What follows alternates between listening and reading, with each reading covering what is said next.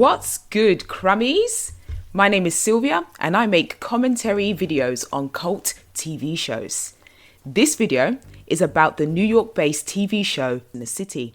The topic of commentary conversation is from season 1, episode 1. And what I'd like to discuss, which was brought up in this episode, is why are there so many great unmarried women and no great unmarried men?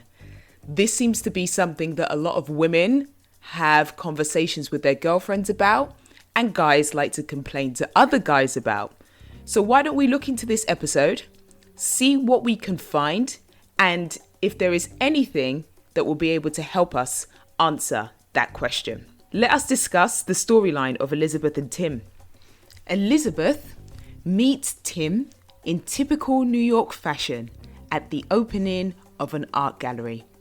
They get to talking, and Tim opens up with the line, I feel like I know you from somewhere. And after some flirting and saying how much he loves London, Elizabeth warms to Tim and says, I think perhaps I have met you somewhere before. Elizabeth is a journalist visiting Carrie from England. Put a pin in this, as we'll come back to this later on in the video. For 2 weeks, it was love at first sight. They golfed, they snuggled, they went to dinner in romantic restaurants, they smashed and shared intimate secrets with each other. One warm spring day, Tim decides to ask Elizabeth to go and look at a townhouse that he found for sale in Sunday New York Times. As they're going around the townhouse, the realtor asks him, Do you have any children? and Tim responds with, Not yet. That day, Tim popped the question. No, not that question. He asks her. How'd you like to have dinner with my folks Tuesday night? Elizabeth responds with, I'd love to. On Tuesday, Tim calls Elizabeth with some bad news. My mother's not feeling very well.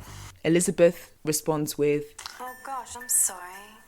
It's okay, crummies. Not all is lost, because Tim says to Elizabeth, Can we take a rain check? Elizabeth says, Of course. Tell your mum I hope she feels better. because for the past 2 weeks, things have been going great. They've been getting along. They went to go and view a house together. It's nothing to worry about, right? 2 weeks go by. No response from Tim. Not a text, not a phone call, not a Facebook like. To be fair, this was the 90s, so it wasn't the same kind of world that we live in now. But Elizabeth decides to take it upon herself and calls Tim. We'll get back to why this may be an issue later, but let's continue. Tim, it's Elizabeth. It's an awfully long rain check. Tim answers, and he is very, very, very apologetic. Oh, I'm so sorry. I've just been snowed under with work. Look, let me make it up to you. I will give you a call tomorrow and we can meet up. And lo and behold, the next day comes. Does anyone think that Tim called Elizabeth? That's right, you'd be correct. No, he didn't. Elizabeth goes to meet Carrie at the coffee shop and tells her about this experience with Tim and explains He never did call, of course. In England, looking at houses together meant something. Remember the pin that I said earlier with regards to the UK and the US? The cultural differences between the UK and the US is really highlighted in this Tim and Elizabeth storyline. So let me provide you with some context.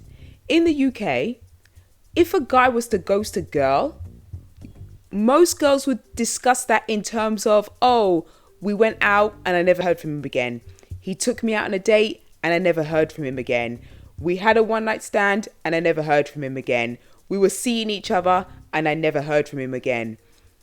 To think that the culture of Americans and the US would be, until I propose to you, this is not real.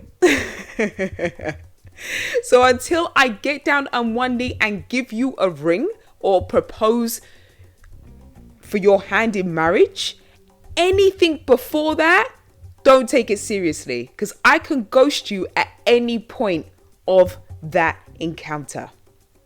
And that is why this is a really interesting question to discuss, especially when you have these differences in play. And then if we were to take it deeper, we've also got gender differences as well. So how are we going to answer this question of why are there so many great unmarried women and not so great? My mum is sick. I will give you a call tomorrow, ghost you for 2 weeks, not great Tims. How do we go about answering that question? And look at what happened over this relationship. So Tim meets Elizabeth at an art gallery. He drops a cheesy one-liner. He then does the whining and the dining and takes her out. That leads to the next stage of them practicing procreating, so to speak. And all of that only to end up being ghosted, no answers, no explanation, and not knowing what's going on. So, Crummies, I turn the question back to you.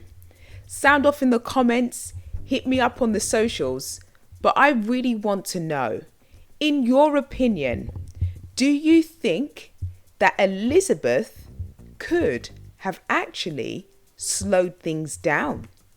And if you were Elizabeth, how would you have slowed things down?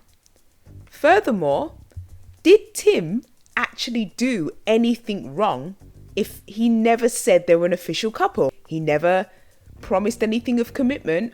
All he did was talk about it.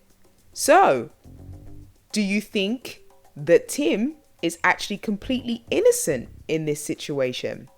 How does the cookie crumble for you? In the next video, we're going to be introduced to Carrie's male friends, Peter, Skipper, and Capote. We're going to listen to their opinions as to why they think there are so many great unmarried women and not so many great unmarried men. We'll continue the commentary in part 2. Thank you for watching.